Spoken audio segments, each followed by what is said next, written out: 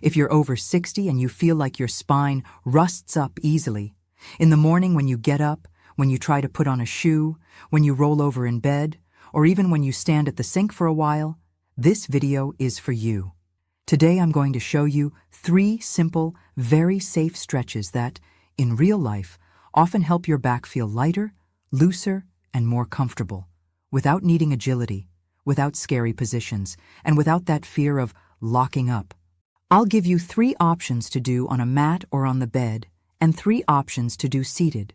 Because a lot of people think, well, it's just age, and that's that. But what I often see in the clinic is that many times it's not just age. It's a mix of stiffness, a small loss of strength, and mainly fear of moving, which makes the spine learn to stay rigid.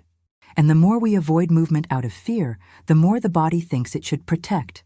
And then you get that annoying feeling of, I used to be looser, now I'm totally stiff. The good news is that the spine usually responds really well when we give it the right stimulus, the right way, safely. So today, you're going to do 3 stretches with me in stable, easy positions with simple modifications.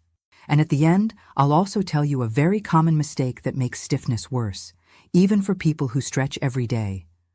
Before we start, if you feel strong pain, tingling that travels down your leg, or a clear worsening during the movement, pause and get guidance. Here we're working with the sensation of stretching and relief, not pain. Today, we're going to learn how to do it the right way. Stay until the end. You know what a lot of people call my spine is old? Most of the time, it's not that your spine aged overnight. Think of it like this. The body is smart. If you spend weeks, months, years moving less because of pain, fear, or lack of time, the body starts to protect you.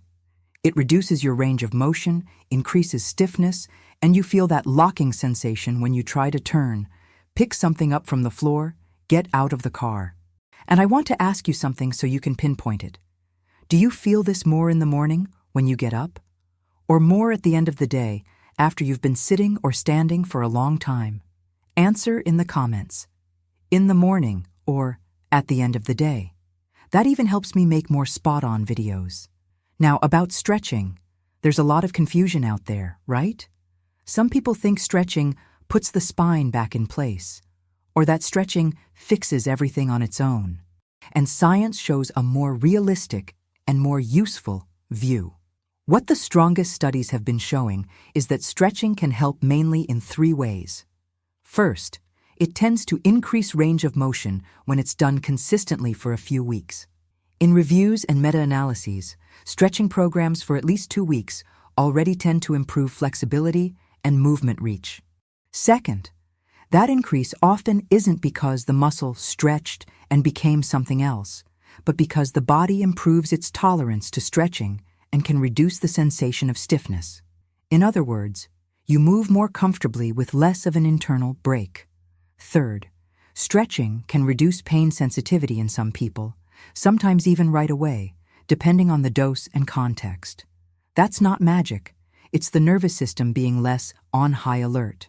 And there's a very important point, especially for people with low back pain. The most recent and consistent clinical guidelines emphasize that what helps most, in general, is staying with active treatments, movement, therapeutic exercise, staying active, education, and not just resting while waiting for it to go away.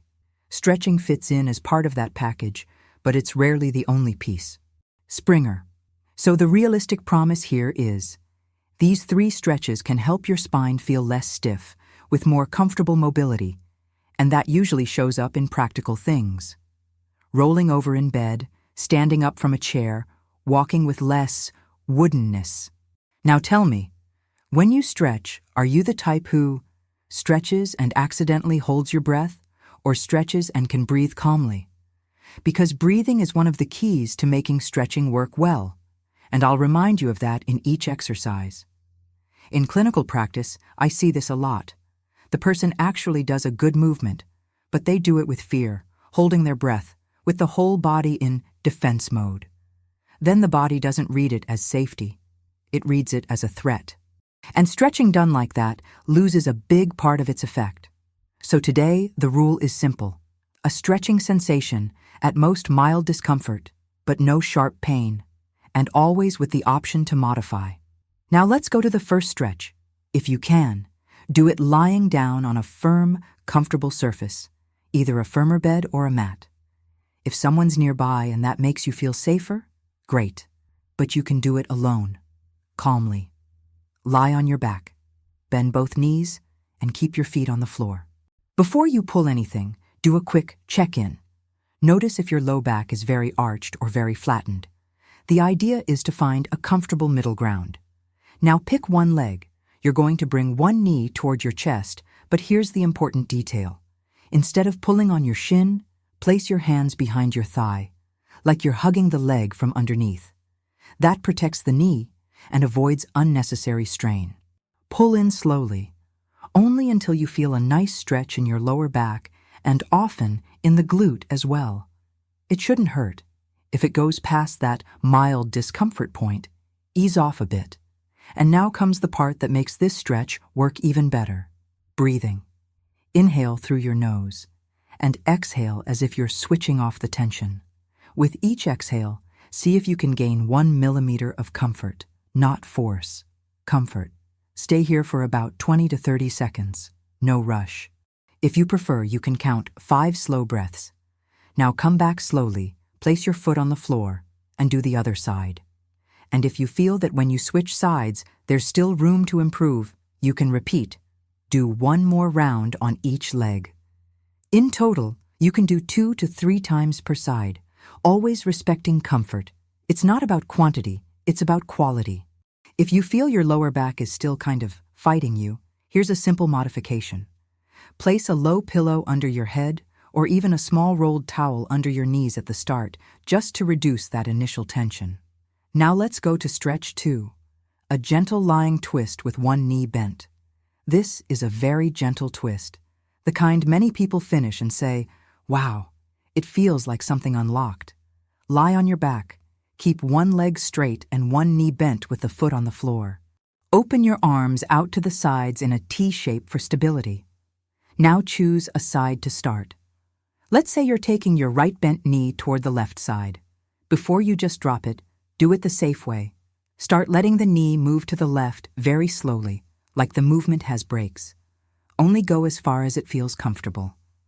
There's no perfect right side. There's your body today. If your knee doesn't touch the floor, that's totally fine. And here's a modification that makes this stretch way more pleasant. Place a pillow or cushion under the higher knee so it can rest. That takes weight off the lower back and helps you avoid forcing it. Now pay attention to your neck. You can keep looking up, chin slightly tucked, nice and neutral. If it feels comfortable, you can turn your head to the opposite side from where the knees fall. But if your neck is sensitive, keep your gaze up, and that's perfect. And again, breathing is in charge here. Inhale. And as you exhale, let your body melt just a little. No pushing, no fighting. Stay here for 20 to 30 seconds, or 5 slow breaths. To come back, don't yank it. Gently engage your core, like you're zipping up below your belly button, and bring the knees back to center. Now do the other side the same way, small, comfortable, with support if you need it. And if you want to repeat, you can do 2 rounds per side. 3 rounds only if you're feeling very comfortable and relaxed. A common mistake I see. People try to reach the floor at all costs and they hold their breath. Then the spine stiffens up. Here, the goal isn't to touch, it's to let go. The feeling should be relief. I really want you to do it and come back to tell me how you felt. Now let's go to stretch 3, cat pose. Now we're going to do a movement that I use a lot in physical therapy because it helps the spine move with control. No impact, no surprises. It's the famous cat pose. And before we start, I'll give you 2 options. If you're okay getting down on the floor without strong pain in your knees or wrists, you'll do it on all 4s. If you'd rather not kneel or you feel unsure, you'll do the wall version, which is excellent and very safe. Let's start with the wall version because it works for basically everyone. Face a wall. Place your hands on the wall around chest height, feet a little apart, knees unlocked. Now you'll do 2 movements, small and slow. First, cat.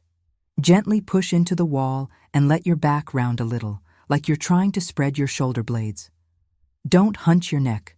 This is more about the mid-back and lower back following along. Now the opposite. Come back slowly and do cow. Lift your chest slightly and lengthen your spine, but without pushing your belly forward and without forcing your lower back. It's a gentle, grow taller feeling, like you're getting a bit taller. And here's the detail that changes everything. Do it to the rhythm of your breath. As you exhale, do cat, rounding slightly. As you inhale, do cow, lifting and opening gently. Do 6 to 10 easy repetitions. If you want, do a second round.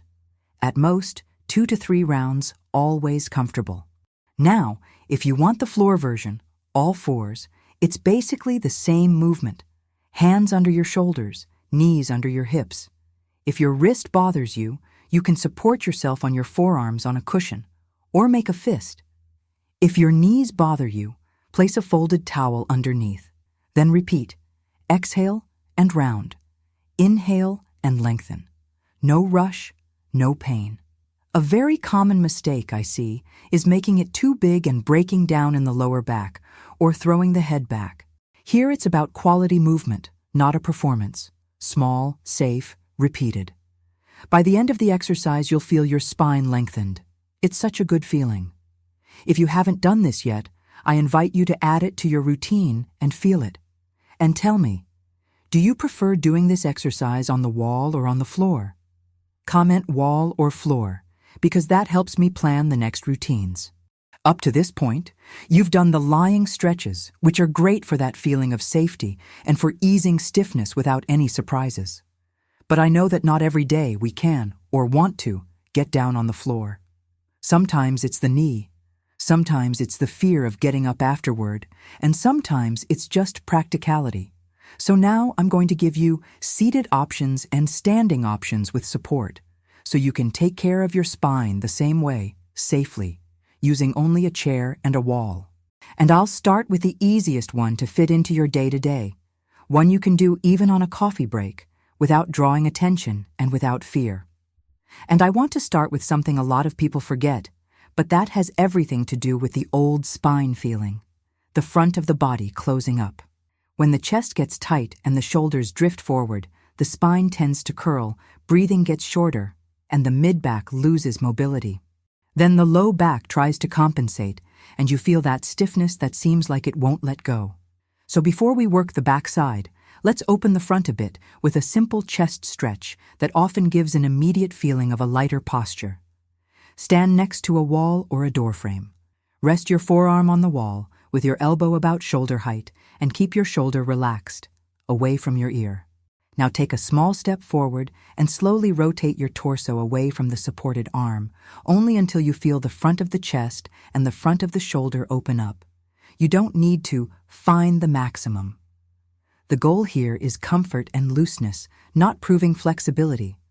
Hold this for about 20 to 30 seconds, breathing calmly. Inhale through your nose and exhale slowly as if you're melting the tension away. If at any point you feel sharp shoulder pain or a pinching sensation, reduce the range, lower the arm a bit, or simply come out of the movement. The right stretch is the one you can hold while your body stays calm. Now come back slowly, switch sides, and do the same thing. And I want you to notice something simple. Is there one side that opens more easily and another that feels more stuck? Comment right or left, because that's very common, and it helps us understand how your body is distributing tension day to day. Now we're going to the second seated option, which is simple, discreet, and very effective for reducing that low back stiffness that shows up after you've been still for a while. And I like it because it brings movement back without scaring you. No twisting, and no, I'm going to lock up feeling. Sit on a sturdy chair with your feet firmly on the floor. If you can, sit a little closer to the front of the seat, just enough to feel stable. Rest your hands on your thighs or lightly hold the sides of the chair, just for a sense of safety. Now think, The movement isn't throwing your torso, it's moving your pelvis like it's a little bowl. First, you'll do a gentle tuck, lightly round your low back, as if your tailbone wanted to point a little forward. It's small, it's controlled, and you don't need to collapse. Then come back slowly and do the untuck. Lengthen your spine like you're sitting taller, returning to a comfortable neutral. Don't overarch and don't push your belly out.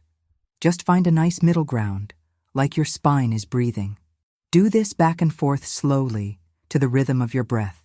If you want a simple guide, exhale and do the tuck, inhale and come back growing tall. And here's the gold.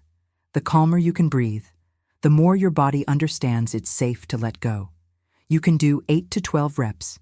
And if you feel you're still gaining comfort, do one more round.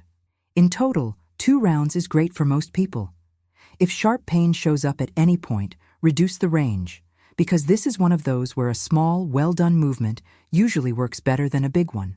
A very common mistake is doing it too fast, or holding your breath and trying to force the arch. Then the spine responds by stiffening. So think of it like this. It's an inside massage, not a strength exercise. Now for the third exercise, thoracic side bending. It's great for loosening the sides of your torso, improving that stuck ribs feeling, and giving the relief many people describe as if the spine creates space.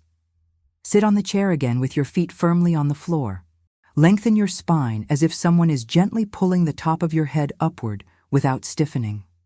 Now, before you lean, remember something important. This is not a twist and not a collapse to the side. It's like you're creating a smooth arc while keeping your chest pointing forward. Place your right hand on the chair seat beside you for stability. Your other hand, the left, can go over your head or just near your ear without pulling your neck. Now slowly lean your torso to the right, feeling the left side lengthen through the ribs, the upper waist, and sometimes even a bit into the back. Only go as far as it's comfortable. And here's the detail that changes everything. Keep both sit bones equally heavy on the chair. If one side of your hip starts to lift, come back a little and reduce the range. We want a true stretch, not a shortcut out of it. Hold for about 20 to 30 seconds, breathing calmly. Try to imagine that as you exhale, you create more space between the ribs without forcing. Then come back slowly to center and do the other side. If you want to repeat, you can do 2 rounds per side. 3 only if you feel very comfortable and light. And as always, if sharp pain, a strong jab, or a bad neck sensation appears, reduce the movement or take the arm off the head and do it with the hand resting on your chest. It's gentler and still works. A common mistake here is turning it into a twist without realizing it, or lifting the hip on the side that's supposed to be stretching. So think, chest forward, hips heavy on the chair. Now you have 2 ready-made paths, and that matters. The lying path, which is great when you want more comfort and a stronger sense of safety, and the chair, wall path, which is perfect for busy days or when your body just isn't feeling like going to the floor. But hold on, because I still need to tell you the biggest mistakes you need to avoid so you don't become another person saying, "I stretch and it doesn't get better." And it's not because stretching is useless, it's because some everyday habits cancel out the effect. The first mistake is stretching like it's an arm wrestle match with your own body. If you force range, hold your breath, and push to the limit, your nervous system reads it as a threat and responds with stiffness. That's why I've been hammering the breathing point. It's the signal of safety. The stretches that help are the ones where, over the breaths, the body allows a little more, without a fight. The second mistake is staying in the same position for too long and then trying to fix everything with one stretch. If you spend an hour, 2 hours sitting without changing position, the spine doesn't like going from 0 to 100. In that case, what helps a lot is doing micro breaks. Stand up, take a few steps, move your pelvis while seated for 30 seconds. It's like you remind your body it doesn't need to lock up to protect you. The third mistake is thinking that pain means it's working. For therapeutic stretching, especially if you have a history of low back pain, the rule is different. We're aiming for mild discomfort, a stretching sensation, but no sharp pain and no worsening afterward. If you feel more locked up after stretching, that's a sign you went past the sweet spot and you need to reduce the range and the time. And the fourth mistake, which is very common, is taking care of only the low back and forgetting that the stiffness may be coming from the hips and the chest. When the hips are stiff and the chest is closed off, the low back becomes the poor thing that has to compensate for everything. That's why we opened the chest, moved the pelvis, loosened the sides of the trunk, and did gentle spinal movements. It's a set that actually makes sense together. In practice, you don't need to do all 6 in the same day. What usually works best, especially after 60, is having a simple sequence you can truly repeat. So you can do it like this. On days you wake up stiffer, start with the lying ones, because they turn the volume down in your body and leave your spine looser. On days the stiffness shows up more after you've been sitting, do the chair block, because it brings movement back without wearing you out. A really solid approach, and one I see work very well in the clinic, is choosing just 3 movements per day. For example, if you're at home and you can lie down, do the single knee hug, then the gentle supported twist, and finish with cat-cow on the wall to tie the movement together. If you're short on time or want something more practical, do the wall chest stretch, then the seated pelvic tilts, and finish with the thoracic side bend. You get that more open body feeling in just a few minutes. And an important detail, good stretching for the spine almost always works better as a short, consistent habit than as a long, rare session. Sometimes 5 to 8 well-done minutes, 4 or 5 times a week, makes more difference than one intense day and then nothing. And just one important reminder to keep everything safe. This video is educational. It doesn't replace a medical appointment or a physical therapy assessment because every body has a story, and sometimes pain has details that need to be looked at up close. So if you have strong pain, numbness, tingling that goes down the leg, loss of strength, or if your pain clearly worsens with these movements, the safest choice is to stop and seek professional evaluation. Here our goal is to work with comfortable movements that tend to help mobility and the feeling of stiffness, always respecting your body. If you did these movements with me today, even if it was just 1 or 2, I want you to keep one simple idea. Your spine doesn't need perfect movements. It needs safe, repeated movements, done the right way, calmly. And after 60, that makes a big difference in real life. When you get out of bed, when you turn to grab something, when you walk without that wooden feeling. What I see in practice is that the body responds really well when it receives a stimulus it reads as safe. That's why we did everything with breathing, without forcing range, and with options for different kinds of days. Some days you can lie down and do it more calmly. Some days the chair and the wall do the job. What matters is having a path that's doable. If you'd like, tell me 2 quick things in the comments. Your age and which move gave you the most relief, knee to chest, twist, chest stretch, tuck untuck, or side bend. That helps me a lot to bring routines that are even more dialed in for people in the same stage of life as you. Your body can learn at any age when it gets the right stimulus. See you in the next one.